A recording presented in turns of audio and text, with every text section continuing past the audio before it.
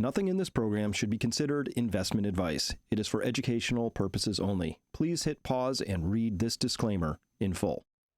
I'm actually hearing for the first time in a while that some of the baby boomers are starting to actually wake up and really realize kind of how blessed they've been in the situation, the economic environment they've been in.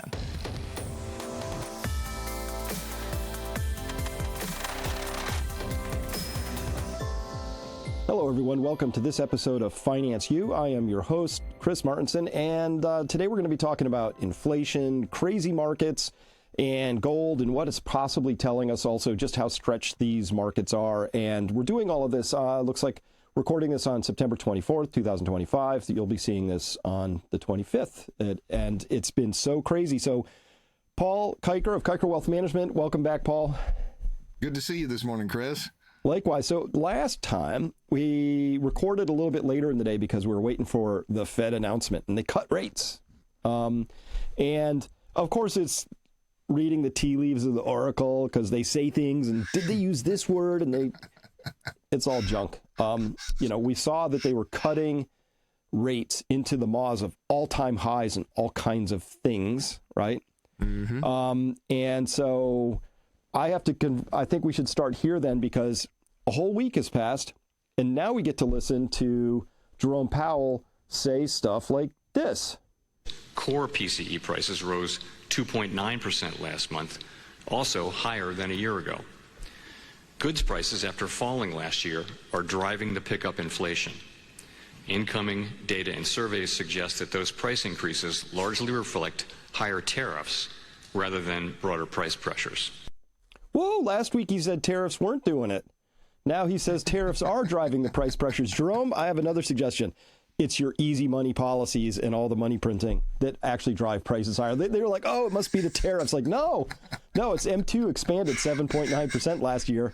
Big guy. So they throw all this money in and then they throw smoke up and gaslight us. I don't know. That's how I see it, Paul. What do you see? No, I agree with it completely. I mean, he's trying to deflect blame on somebody else before, while he can and while the media is going to support him behind.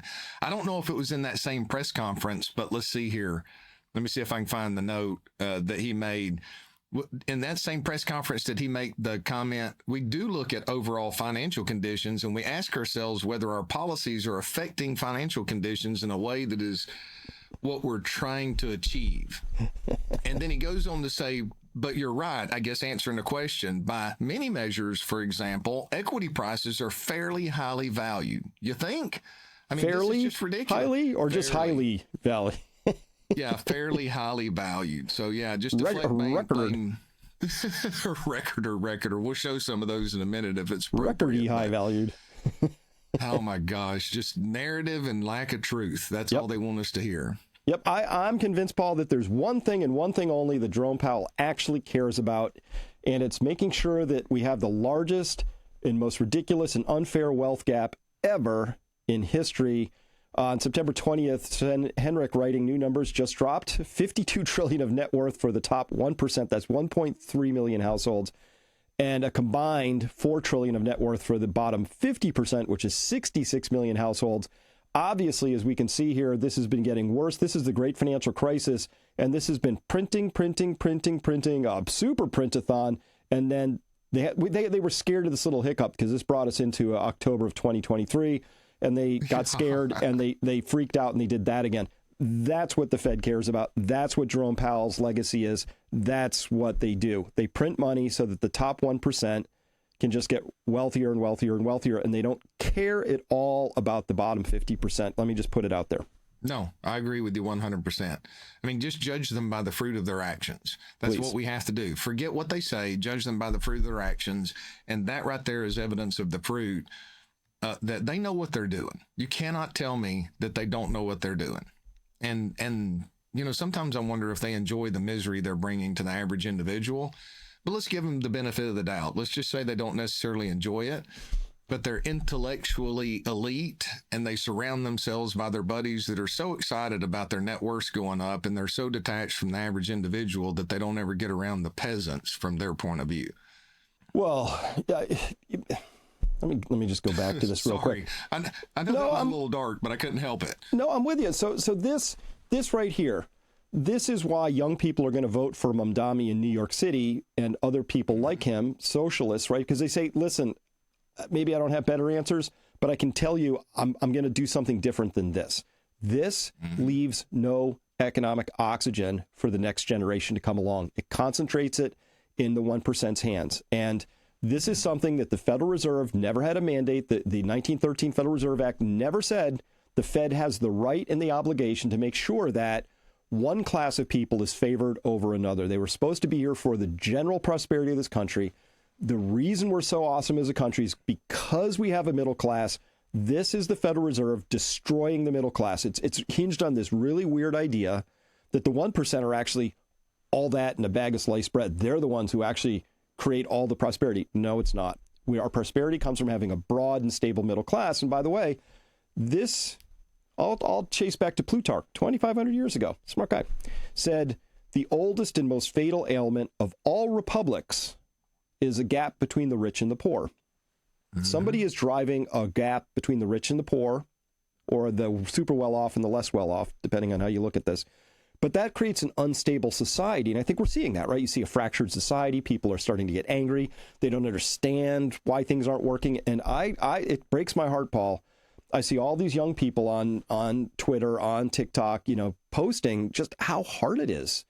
Can't leave the parents' basement, one paycheck away from a disaster, just mysteriously rising prices for everything, insurance, property taxes, you name it. We covered that last week. None of that's by accident. So I guess you feel I got a little energy in my voice.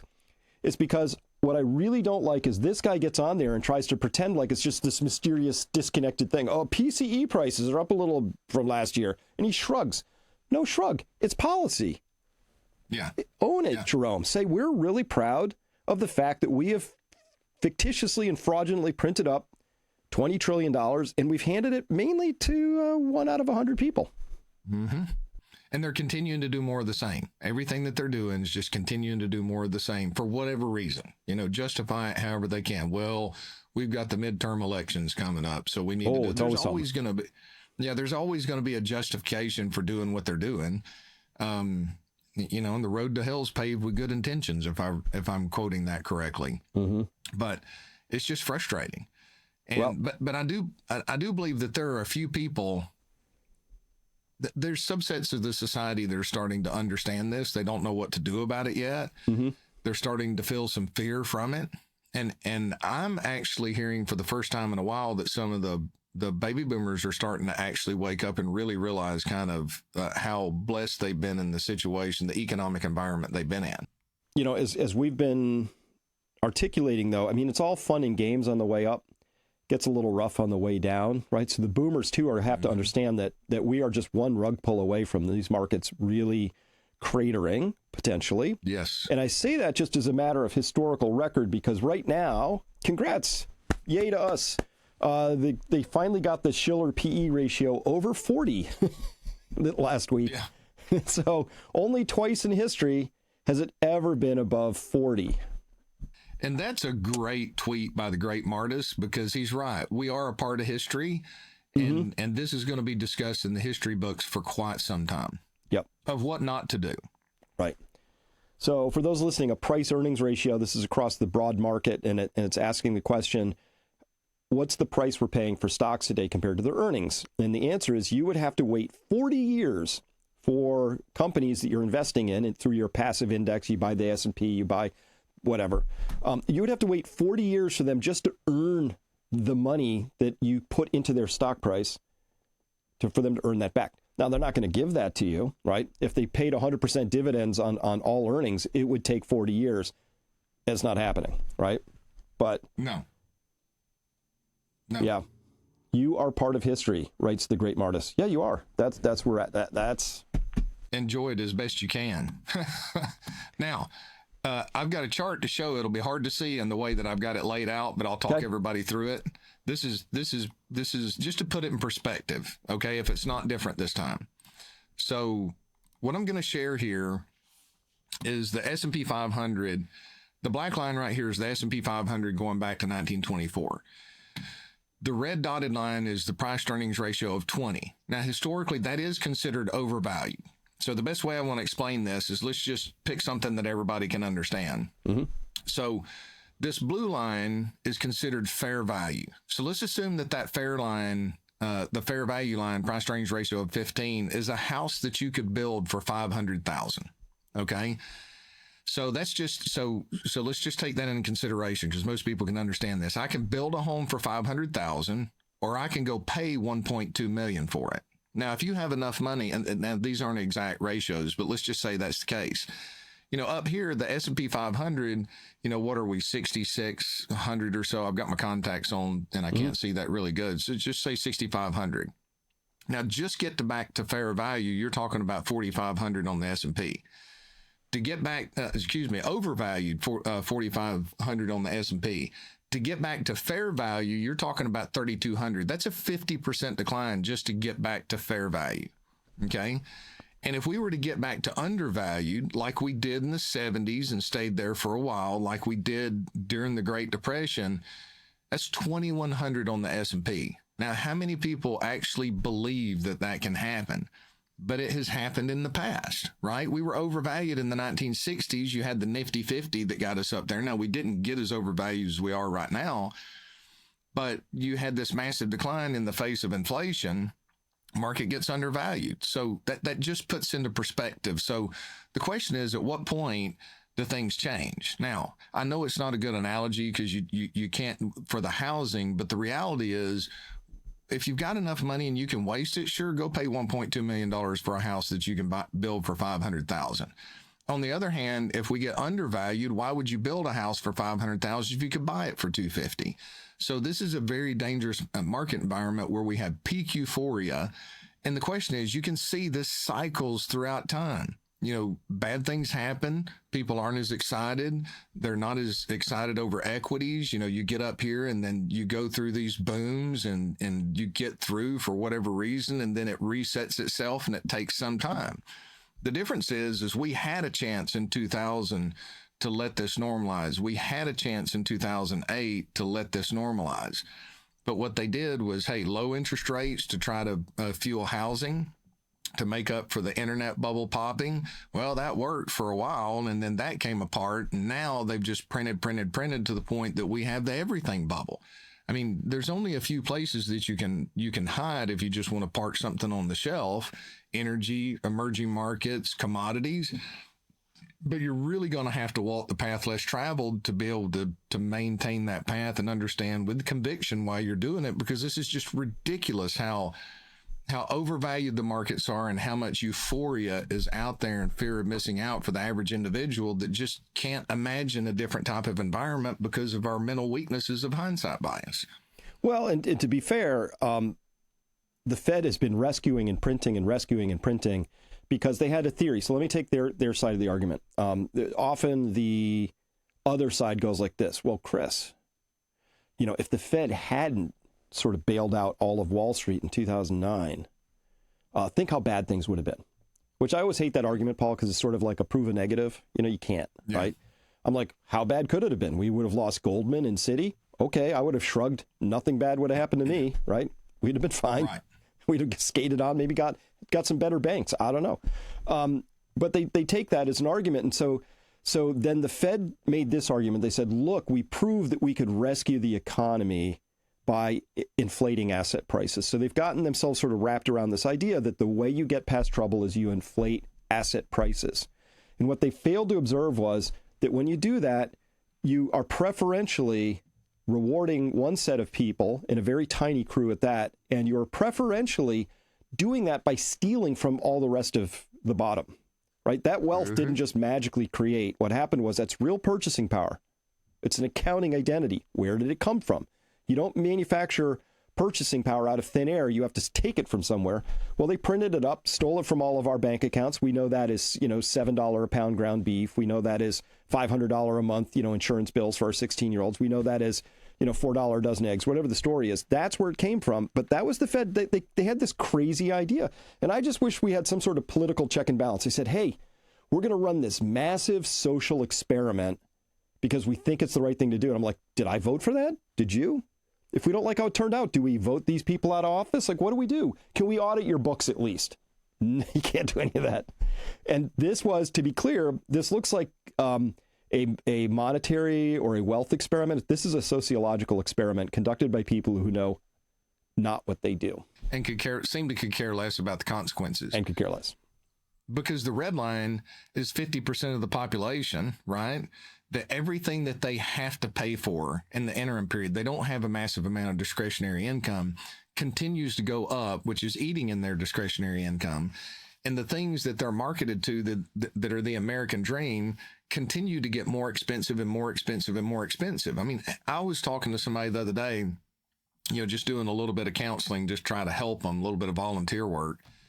And I'm going through their budget, and they finally, a year ago, I said, look, the first thing you need to do is get an emergency fund. They have to buy cheaper cars because cars are so expensive with higher miles.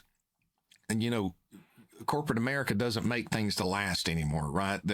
I swear they build in creative destruction for extra profits. Car gets about 130,000 miles. They bought it at 80, finally got the thing paid off, got $5,000-$6,000 saved up, transmission goes out. Like, there's just not enough margin for error for the average individual to be even be able to save enough money, or 50% of the population for the average for those to be able to save enough to be able to get in a position to put a down payment on a home. And because they're carrying higher credit card balances, and it's just this environment where all of these policies continue to make it worse and worse and worse and worse. And if they really want what's best for the average individual, stop all of this intervention, let some deflation occur. Yes, your major firms that have levered themselves to the hilt are going to collapse, but then there's going to be those that will build up around them and offer better products, better service at better prices, and equalize, that wealth gap that's there. But they're not going to do it. They're just not. Nope. If they can help it. If I extend this to, say, an industry like, universities. So universities do a really too expensive job, and they've layered themselves up with administration expenses and reasons, but they're doing objectively a poor job, some of them, educating their students, and they push all the risk to the students. Here, you take $250,000 in loans out.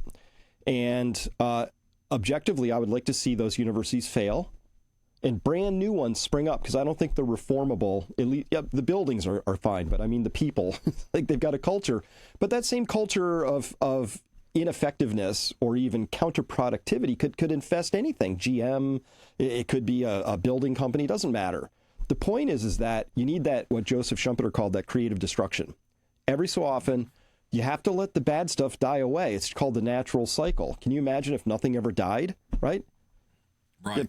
It's just not how nature works. It's not how God intended, I don't think. But that's what the Fed has been doing, just forestalling, printing, rescuing, stick saves, of the markets. And on that front, Paul, so I showed this thing from Sven Henrik years ago, because I've seen manipulation in the markets for a long time, right? I know that honest price discovery is not happening, and I could show you hundreds of examples in commodities markets and here and there. But he wasn't unpolite about it. There's some people who are pretty saucy and say, oh, you're just bitter because you're wrong. And I'm like, no, I can show you. This is not how markets behave. This is how markets. Anyway, but he was a little dismissive for a while. I would like to just point out that I would like to welcome Sven officially to my side of the story. Where he said, just the other day, he said, Powell better save this today. That's the Dow Jones Industrial Average. You better save this today or it's risking a gravestone doji.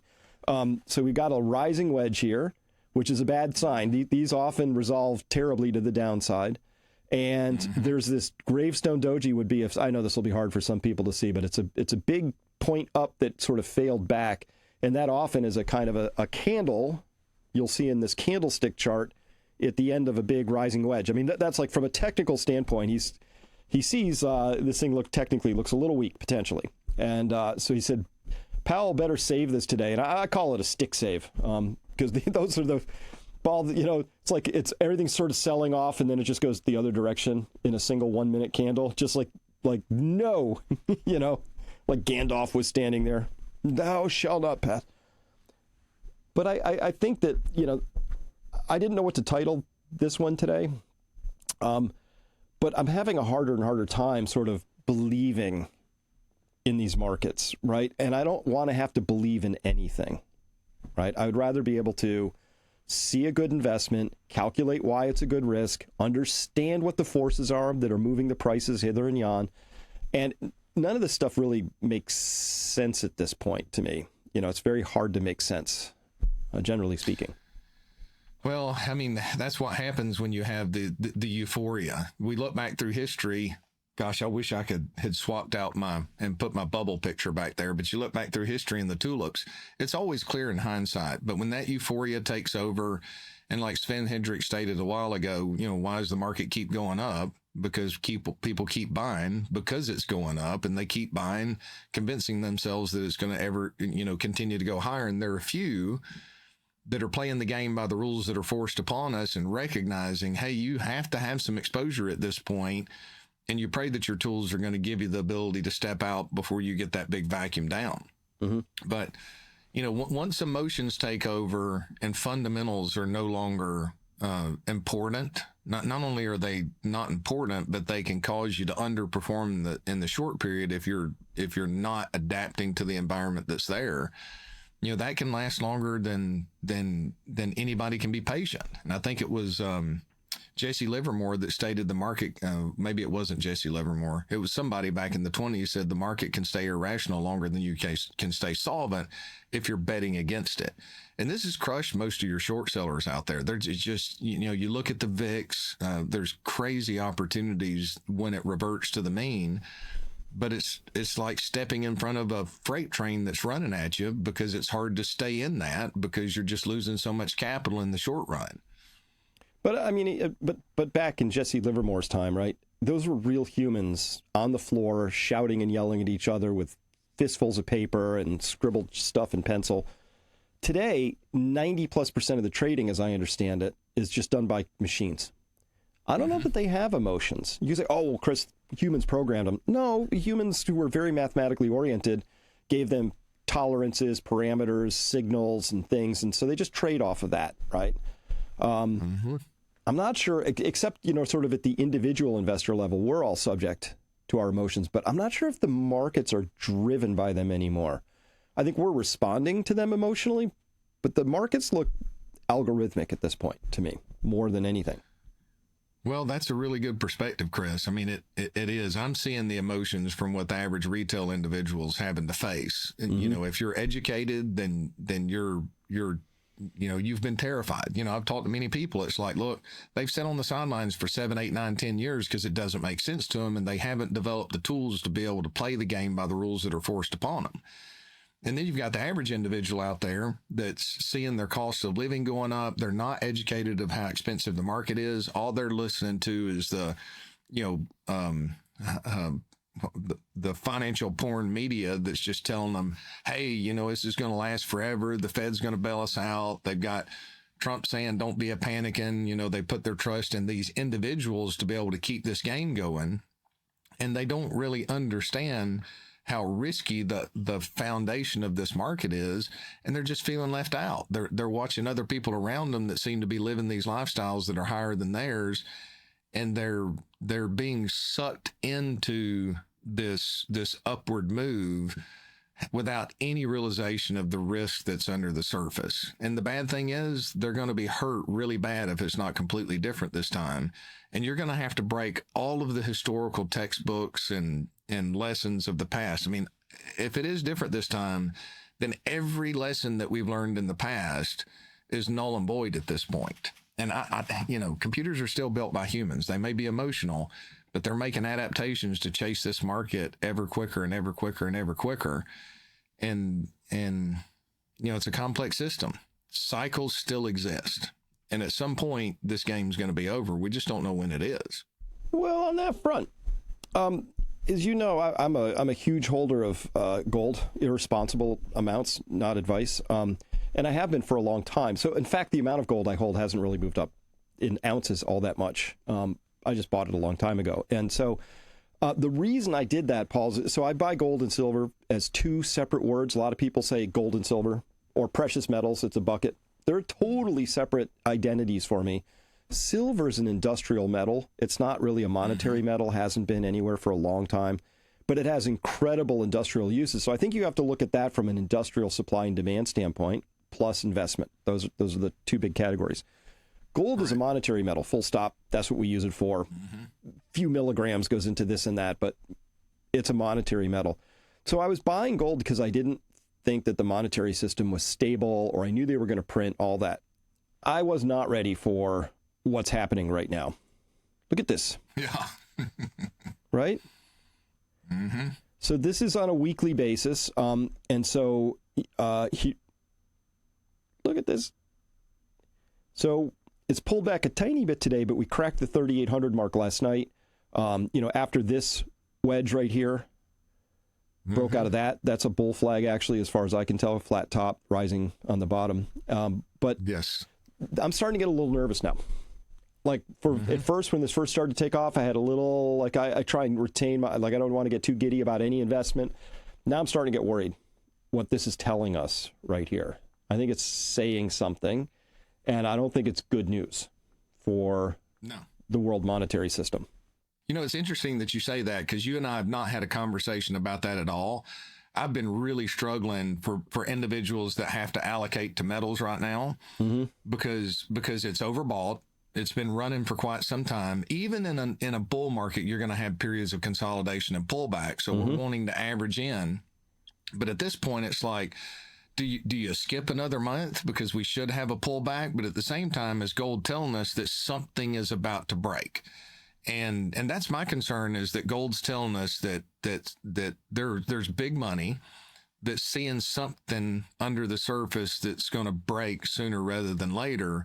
And they're more worried about counterparty risk, right? Because the good thing about gold is you don't have counterparty risk. Debts, we have a debt-based system.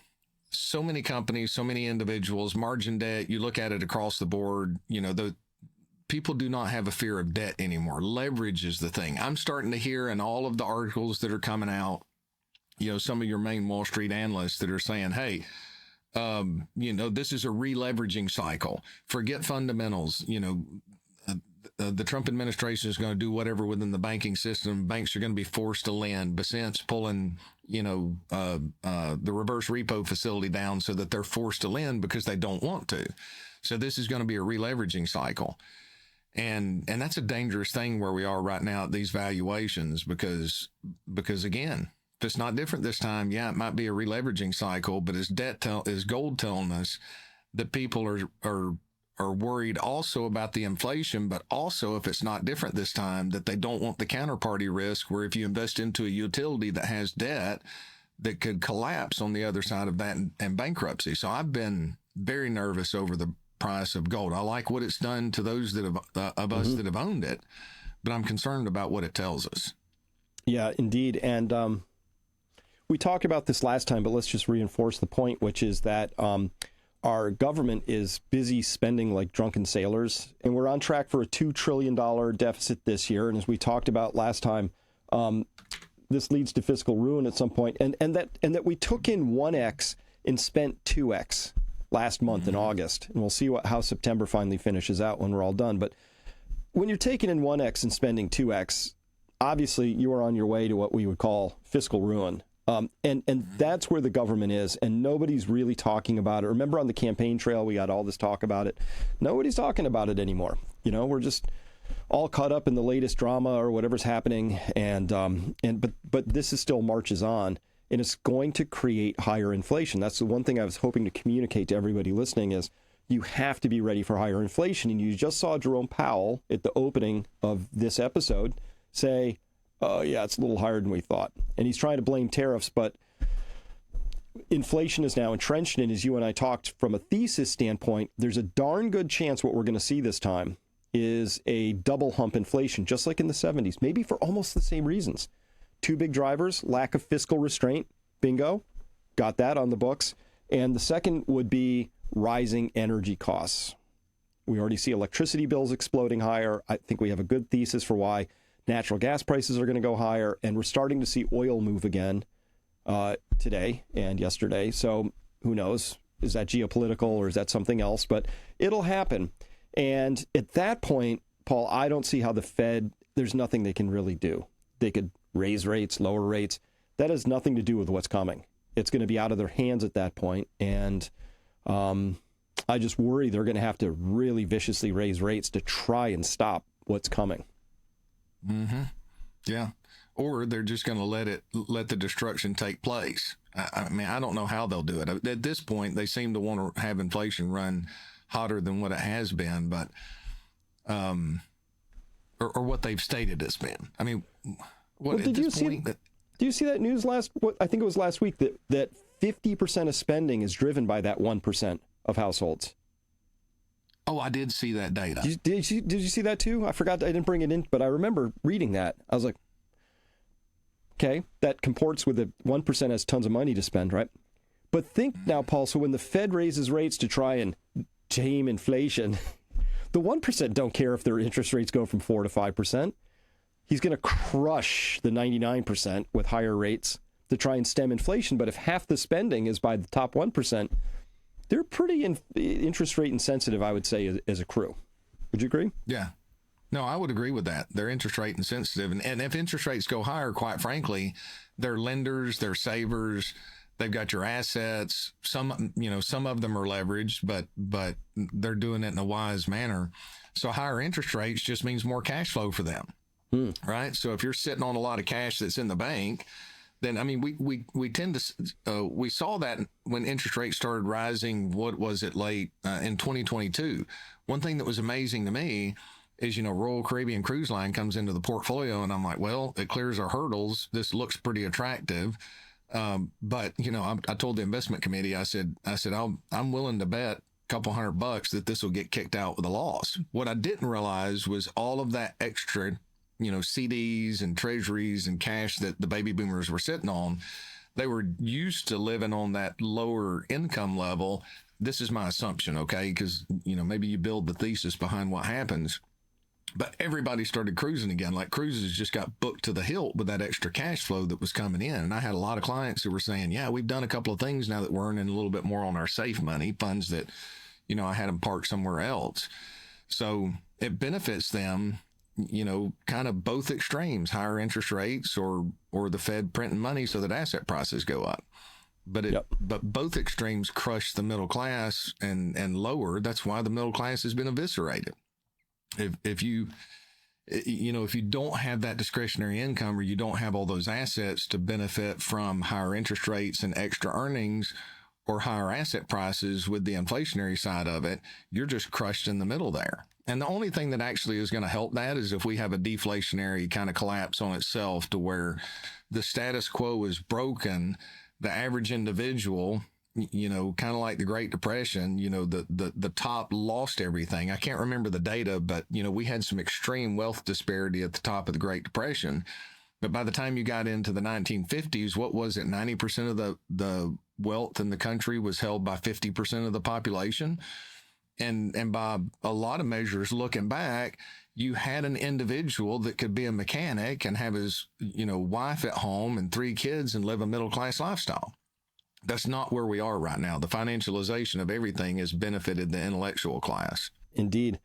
But as we talked about last time, people, I'll call them U.S. citizens, not consumers, really caught on. And that's a really dramatic shift in perspective there, where just over 70% of U.S. citizens now believe that inflation-adjusted income will fail to keep up with inflation. So they're expecting real income erosion going forward, which I think is fair because, as you and I talked about, insurance, property taxes, all these things are rising way faster than the official rate of inflation. And I did interview Ed Bidkowski of the Chapwood Index, and if people aren't familiar with that, I like what he does. So he said, I don't like this Boskin Commission that jerry-rigged the CPI, and this was under Clinton, I think, and they did things like hedonic substitution, weighting, all these statistical tricks. He said, you know what I'm going to do? I'm just going to take 200 items in 50 cities. I'm just going to track those. Pretty fair. But he tracks something, Paul, that they don't track in the CPI at all. They use what's called owner's imputed rent, which is supposed to be this catch-all bucket for household inflation or home inflation. He actually tracks real estate taxes and insurance costs. So he found that over the last 5 years, there's been closer to double digit, somewhere between 10 and 15% inflation, depending on which city you're in, which tracks a little bit better, I think, with people's real experience. It hasn't been 3 or 4%. It's been 10 to 15%.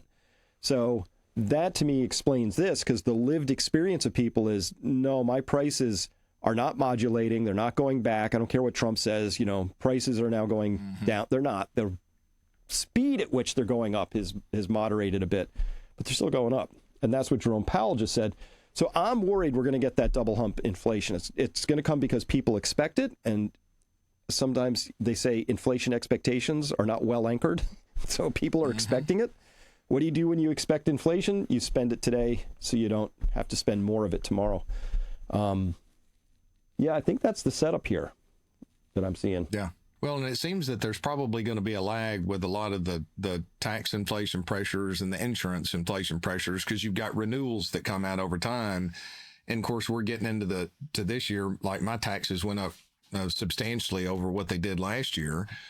And unless something changes in real estate, they'll probably go up again next year. So there's that lag that's going to continue to pressure individuals.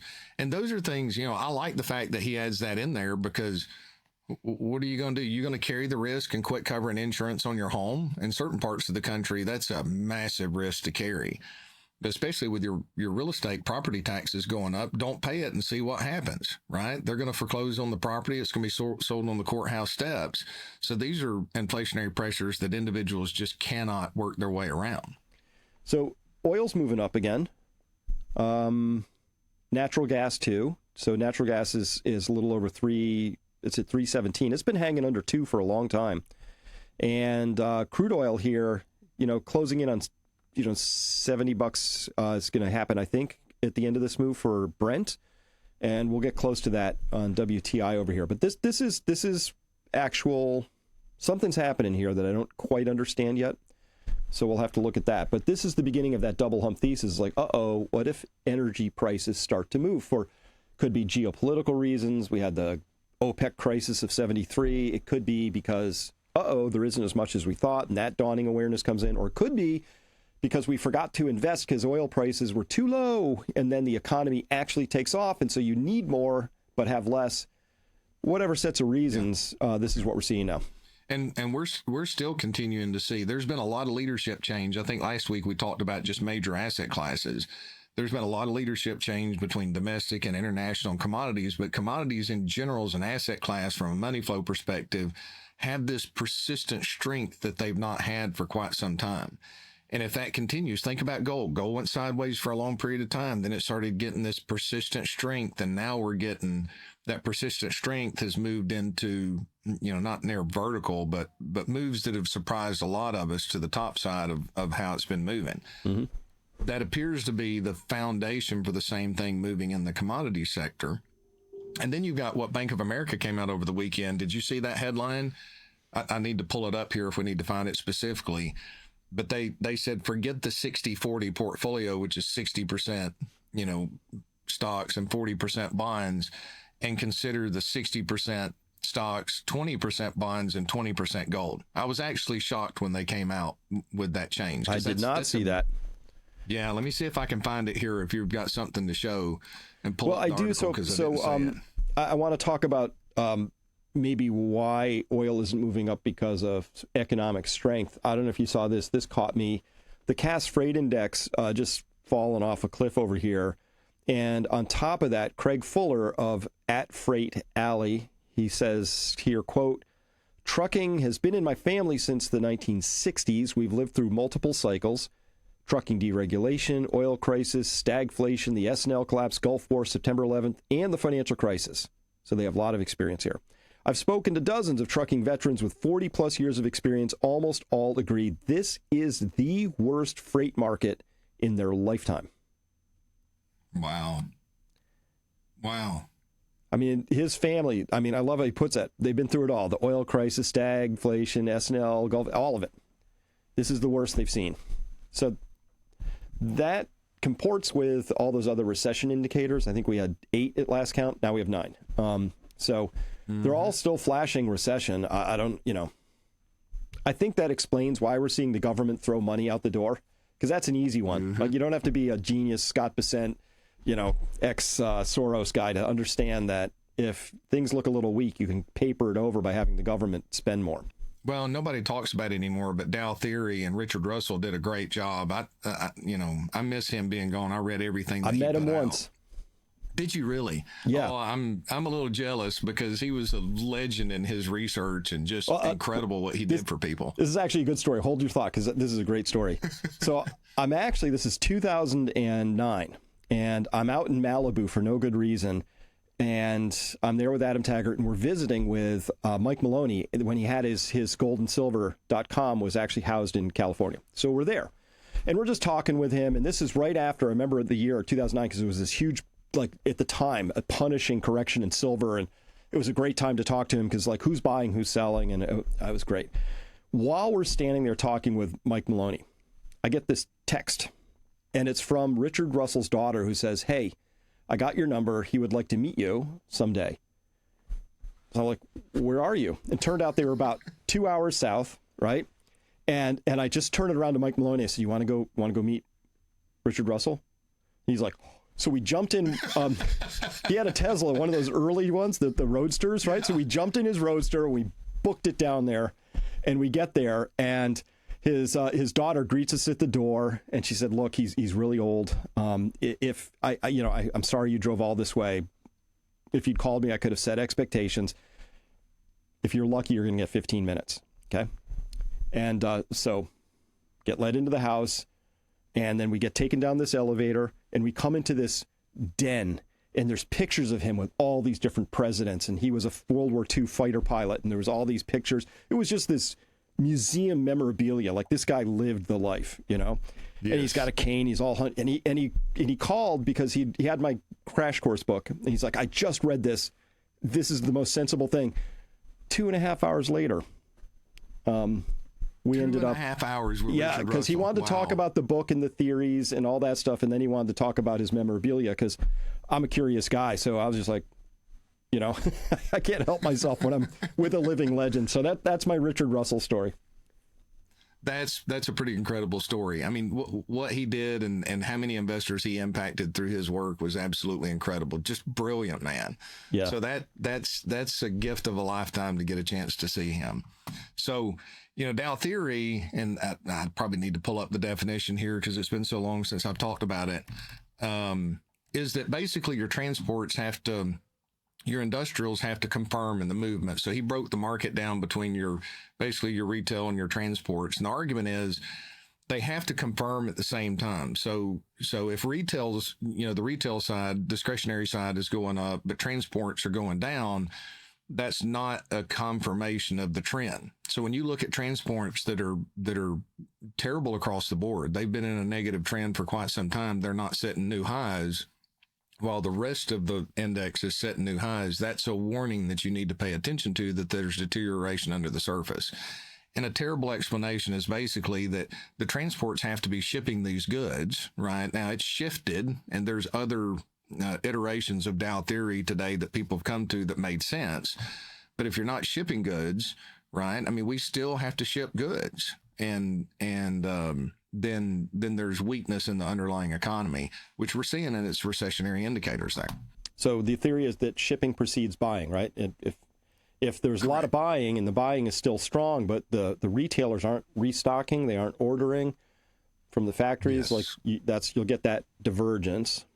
How's the divergence looking today? I mean, because this looks pretty ugly, this Cass Freight Index. I've got some basic Dow Theory chart in here somewhere that I look at from time to time. It'll take me a second to remember exactly where it is. Well, I just think this is amazing that this family's been in the business since the 60s. He's talked to his other people with 40 plus years of experience, trucking veterans, and says, this is the worst freight market in their lifetime. I can't even account for that. It could be that, China just stopped shipping us stuff, and so there's really nothing to move. Is it that people aren't buying anymore? That ought to be showing up in the retailers before too long. I would think that it would. This is a pretty good indicator. I normally compare the trucking with the rail, so I'd want to see what the intermodal would have been for the rail shipments. here's a chart. It took me a second to get it. I was like, where in the world is that? Because I looked at it the other day because I reference it about once every 6 months. So, oh dear, I can't really make it longer. But this is the breakdown of the industrials in the red line and the transportations in the green, right? So here you had confirmation. So you had situations, and of course they started both breaking down about the same time. But look at the divergence we have here. You've got the industrials continuing to rise, and the transportation side of Dow is working its way down. So something's got to break. Either industrial transportation is going to have to change and work its way up, or the industrials are going to work their way down. But, that's a pretty substantial divergence there. That is. And I wonder what's dragging. I mean, obviously, we have the AI story. We got our chips now. They've snuck some things into the Dow Jones industrials that aren't very industrial at all. More like information knowledge companies. And so maybe the divergence isn't as meaningful as it used to be. But if it is, I just don't understand how we... Everything has to correct at some point. Maybe even gold, because as you mentioned, gold's way overbought on the monthly. Also the weekly, very overbought. Meaning the RSI is way above 70. And that should consolidate or normally take some digestion at those moments, and that's or even retrace a bit at those times. We've got, these are not just slightly expensive. How did Jerome Powell put it? Fairly highly elevated, as if they're fairly priced. Good, you see what he did there? Fairly highly elevated. Let me show you my new little favorite chart here, and let's put this in perspective instead of narrative. Now, one thing I will say to finish up with the Dow Theory, there are a lot of individuals who come out with arguments that you can't pay attention to that anymore. Okay. But it's still worth referencing. And, and they've changed it because of the fact that you've got, the economy's changed somewhat. So this is current market valuation. It's one of my new favorite tools that I've found, but this just shows undervalued on the left, fairly valued. And I saw this headline is like currently strongly overvalued. And I'm like, okay, where it is. So put it in perspective. It's pegged. We're redlining. So think of this like the RPM on the cars for you guys that, would you buy a car from somebody that if you could look at the history and they drove it around all the time, with this extreme of the RPMs on the engine, I probably wouldn't.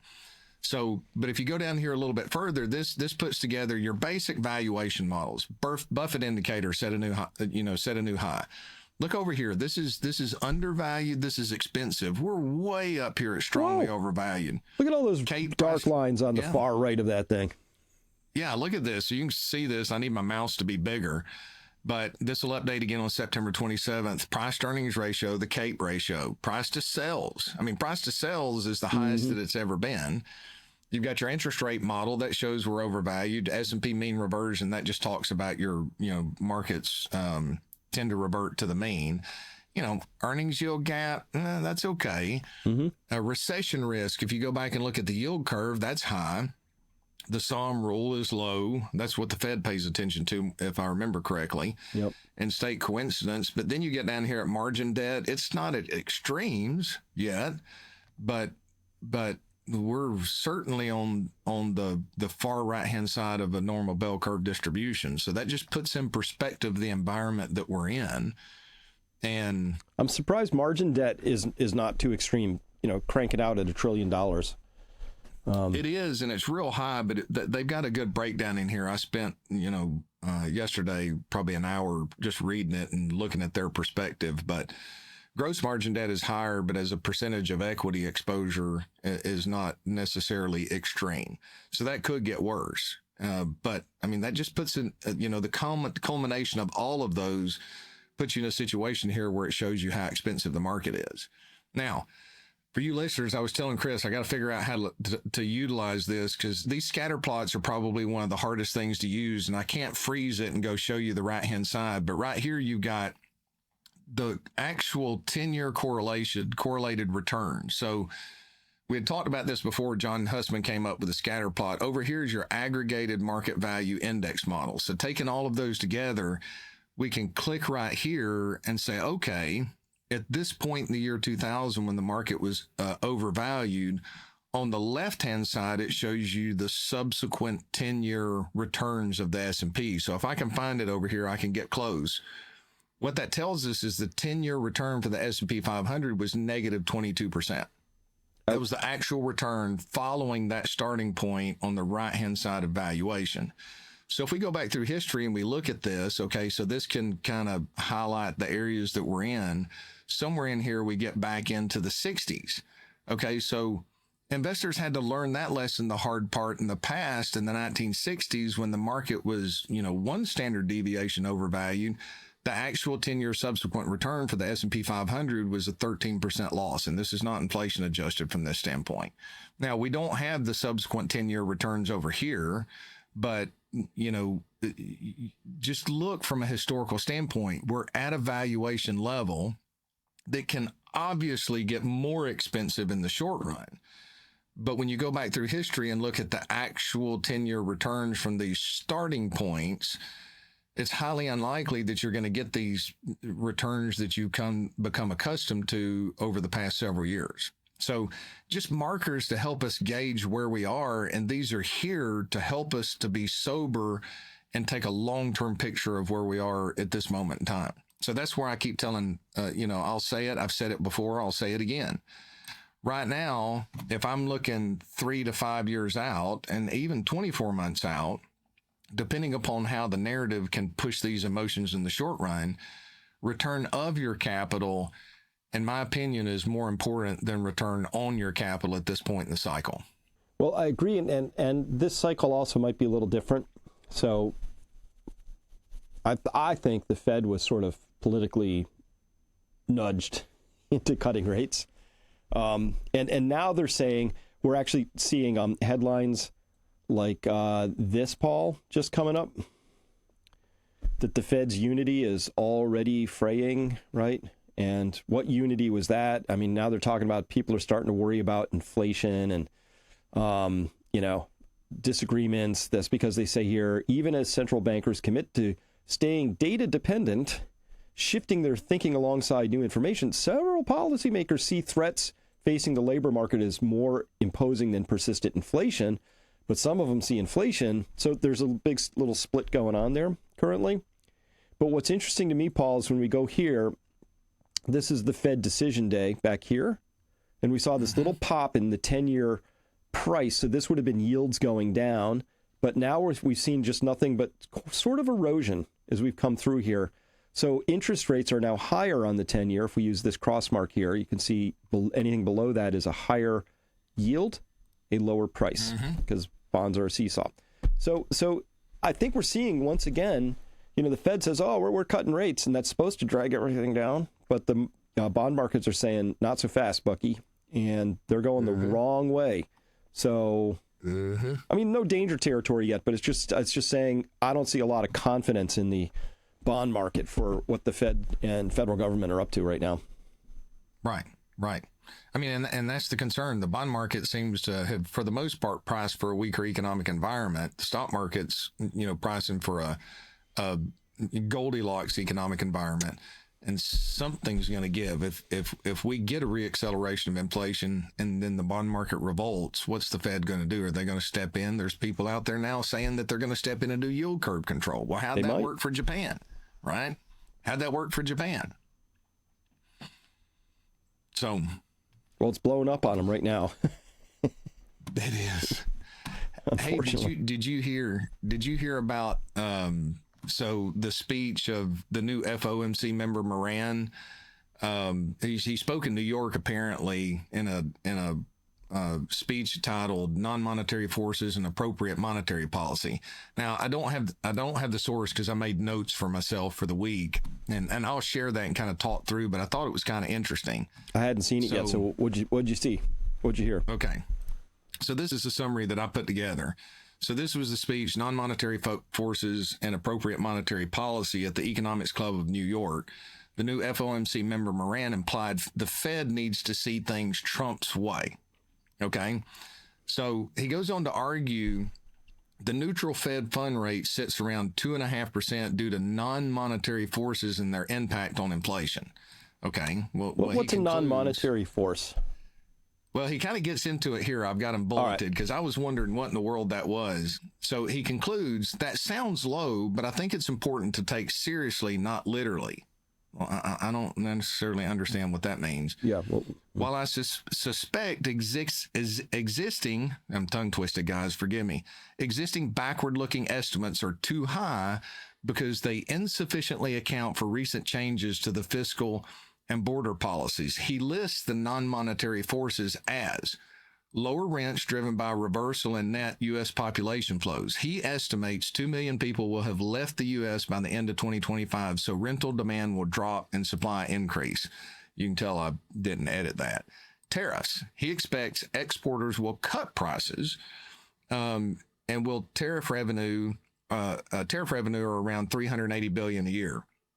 He's expecting increased investment due to Trump's tax policies and multi-trillion-dollar pledges of foreign direct investment alongside new trade deals. Well, isn't multi-trillion-dollar pledges inflationary if they start spending that quickly? And then he says the impact of deregulation and lower energy prices. So those are apparently your non-monetary forces that are justification that they need to bend the knee to Trump and slam rates down to 2.5%, apparently. okay. So lower rents is deflationary, and I can understand the argument a little bit. I mean, generally speaking, the people who are going to be out leaving the country, they're probably occupying the lower rent units. All things being equal, that tends to drag rents down a little bit, but it's probably not going to do a lot for rents at the top of the structure. Right. Two, I don't know about the tariffs yet. So we just heard Powell saying they're starting to bleed through. I'm seeing more and more signs they're starting to bleed through. I understand if I'm Iran, I'm going to say, oh, these things haven't bled through. Mysteriously, we get $380 billion as a government. Companies don't pay it, so earnings aren't hit, and consumers don't pay it. It must be the exporters are going to have to eat it, right? Maybe. That's not how I hear it's actually working, though. I get the narrative, but I've heard otherwise. So we'll see about that. I'm going to dispute his lower energy prices. I thought you would like that. Right? I mean, that's not even like remotely non-disputable. Let me see if I can pull this up. Right, and utility prices have been increasing dramatically. That's going to be a major issue continuing going forward with all of this investment in these data centers and their unbelievable power consumption. At any rate, what I would have shown was that chart of electricity prices, which are just absolutely skying and getting away from everybody. And we all know why that is. It's a combination of failure to invest in our energy grid and then slapping in a whole lot of data centers too fast, creating extra demand for electricity. So fine. But otherwise, like, you can't credibly say lower energy prices because now you have to say, okay, well, I think oil's going down in price. Now, I'm going to dispute the Fed's ability to do forecasts because they are distinctly bad at that across every dimension, even ones they should know something about. Energy's not their forte. I don't have anybody out there really claiming that we're going to see much, much lower oil prices going forward because already at these prices, we're seeing destruction of supply out of the Permian Basin and other shale basins. So it's a tough argument to make. It is. Unless we invade Venezuela and take it from there. Because of narco terrorists, right? What's that? 3 boats we've blown up now? Is it 3? I knew it was 2. I puckered on the first one. I was like, what? I mean, look, I am not for the drug trade at all. I wish that we were dealing with them, but that's something new that I don't know has the U.S. military ever taken out a boat like that under those circumstances before in the past? Well, no due process. Trust us, bro. There were people and drugs in that boat. But even with that, I mean, interdict it. There's no way that boat was going to make it to the U.S. It could have made it to its next way stop, which would have been somewhere in, I don't know, Central America, maybe. Because, Paul, that had 4 giant engines on it, unless the whole thing was made of gas. Those engines they're fast, but boy, they suck the fuel down. Mm-hmm. Mm-hmm. And how do we know, given the trust that we all have these days, how do we know they weren't narco fishermen, right? Like I don't know what we're looking at here at this point, but I don't think we really care about the drugs in this case as a country. I mean, we do, but we don't really. If we really did, I have other questions for that goes back a long way about our government's relationship to the drug trade, say in Afghanistan, other places like that. So at any rate, but I think we are there because China's making huge inroads into Venezuela, investing and getting their hands on what we might consider in our hemisphere, our oil. And so if Venezuela didn't have oil, you wouldn't hear anything about this. That's I agree with you. My geopolitics lesson for today. I agree with you. I agree with you from that standpoint. I found a chart of electricity prices if you want to show it. Good. Kobasi later put this out. The AI revolution is so massive that electricity prices are moving in a literal straight line higher. Energy is the new limiting factor to AI There it growth. is, that chart. That's the one. Yeah. Is that the one you were looking for? Yeah. So look at that. That's insane. Yep. Slowly, and then that wasn't even slowly. That was just all at once. Yeah, it's a 38% increase. I don't know what Miran's talking about, lower energy prices. Not in my electric bill. I don't see that at all. I mean, and that's the thing that concerns me. Is it dishonesty or is it narrative? I mean, well, dishonesty and narrative can be the same thing, but is it just somebody's convincing him that that's the way it is and that they're just not paying attention to the actual data? I don't understand. To me, it sounds like, having spent some time in corporate America, that was the speech he had to give to curry favor with the Trump administration officials who are going to nominate him for the chairmanship if he can make it that far in the process. It's sort of the call and response, that you have to do. Oh, yes, the tariffs are non-inflationary, paid by nobody, and energy prices are going to be cheaper. I think those are the main shibboleths of the Trump administration. You have to say those things, Yeah. Yeah. Well, it's dishonest. It's narrative. And look, it's the society we're in. I get it. But the truth is so important. It's just like what Jordan Peterson says, tell the truth or at least don't lie, right? At least don't lie. Mm-hmm. And the truth is just not loved in our society today. I think it is by your followers and those that are looking for it. More people are waking up and want to know the truth. But we've got to get to the point where the data's out there. It's not manipulated. It's not these birth death models for labor and unemployment and all this. It's just the data. We have the tools now to track the data in real time. With all the technology and AI's ability to pull things out, I know they can be manipulated, but we have the tools that are there to utilize them in the right way. And then, I didn't go to sleep till 3:00 in the morning, I guess, last week when I saw the proposal by the Trump administration to stop quarterly earnings reports. They want to go to semi-annual now. Yeah. Did you hear that? Yeah.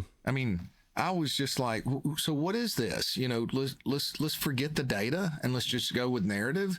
How well did that work for all the people that are regretting the data that they pulled into with the event we just went through? I don't know if I can say this without getting you in trouble, but the event we went through a couple of years ago, right? Go get your jab and everything's going to be okay. And now we're starting to see the data on the other side of it. And I hear a lot of people that regret that they bought into that narrative. Just show us the facts and the data and quit treating us like we're stupid and let us make our own decisions. That's what makes a market. That is a free market. Yep. So, well, I think that's the great setup that's happening right now. There's a group of people who they want to live by lies, right? I don't know if you saw, but and this is way off topic for markets, but we saw a bunch of people on TikTok, pregnant women, performatively eating Tylenol to show that they were set against, what Trump said about Tylenol, but it wasn't Trump. It's Harvard Medical School. It's Tufts. Yeah. It's like J&J, maybe this is sort of market related, so neither for or against, but J&J, the parent company, spun out Tylenol 2 years ago as a whole separate entity because they have some experience doing this. When you have a troubled product, right? When you have asbestos or, I think that J&J also spun out their talcum powder division, right? They're a big company. They make a lot of things. All of a sudden they're like, we might be getting sued for this. And they spin it out as a separate company. So they took Tylenol and pushed it out, and it's a separate company, not called Tylenol. It's a company with a name. Tylenol's the product. But they pushed Tylenol out into a separate thing 2 years ago because they were already facing vast amounts of lawsuits. So they're trying to limit liability already by doing that. And why would they do that? Because they know something. That's why they're doing that. And so for these women to say, I'm going to do this because I don't like that person, I don't even know what territory we're in anymore, Paul. I don't understand this. Remember it used to be if you're a pregnant woman, we'd be like, don't stand near, Wi-Fi routers. Don't eat tuna fish. Don't go out when it might be moldy. Just anything, because you would have the precautionary principle and you say, don't do that. Just don't do that. When I saw that, I was so sad because I was like, look, you're being spiteful and you're risking a major impact on your own life, right, with that child, because there's more care that typically takes place with autistic children, and the child of that, the future life of that child that you're carrying in your womb, out of spite, no fear that the truth could actually be reported. We don't have all the data right now, but that's enough to say, hey, warning, be careful. And I just don't understand this society that we're in right now and that thought process. Well, and I could fit this whole idea of let's not report earnings except semi-annually. All right, so you know what? There's an argument to be made that this ultra short-term focus on earnings tends to drive certain behaviors, and so maybe it would be better if we had a slightly less slavish observation of earnings on such a frequent basis. I could sort of get that, but I would want to make sure that we got back to things where I could trust that the earnings we have. So I used to read annual reports. They used to be this thick. Now, if you want to just, and again, not investment advice, not picking on anybody, but if you want to understand JP Morgan's earnings, 190 pages or 260 pages, depending on which, if you want to do the annual report of, say, NVIDIA, it's a phone book. Why? Dude, they got some shenanigans going on in there that's really hard to unravel. We got these subsidiaries and we're doing these pass-throughs. And of course, then we're fronting these people some stuff. So we got these account receivables that actually flow through subsidiaries of subsidiaries that somehow loop back, but not entirely. It's really crazy. So the people have gotten very creative in these accounting methods, And so anyway, if I could trust that we had easy to understand accounting, Right. Maybe I could see, dialing back the slavish attention to monthly earnings or quarterly earnings. I can see that. And look, I know I'm being idealistic, but that's what we need to get back to, is to where we have the facts, we have the data, it's put out there, and instead of being told what to think, put it out there for the people who want to take the time to actually discern the truth, love the truth, find the truth, and then make good decisions off of the facts and the truth that is there, regardless of what that outcome will be. Well, very well said. And for anybody who would like to have a truthful review of your portfolio, and some of you may not, but if you do, you should really go to peakfinancialinvesting.com, fill out the simple form, and then somebody from Paul's team will be in touch with you within 48 business hours and begin to set up the process for having that truthful review, because the truth matters. And Paul, that's what I love that you do for people. You give them the honest assessment, and you're willing to cover honest scenarios, like what if inflation, like a lot of people I know have come to me and said that their portfolio, their wealth manager insists that inflation is 2% because that's what the Fed's going to say it is. And that's not, I don't think that's an honest look at it, because it hasn't been that way for 5 years. So how long before we say, can we just abandon that target? But, you take people through scenarios that go all the way up to like what other people would consider punishing or ridiculous amounts of inflation, which I think are well within the realm of possibility. If we get that double hump, we will be seeing 14% inflation if we track what happened in the 1970s. Almost nobody is prepared for that, let alone people who are under what I would call a passive portfolio management structure at this point.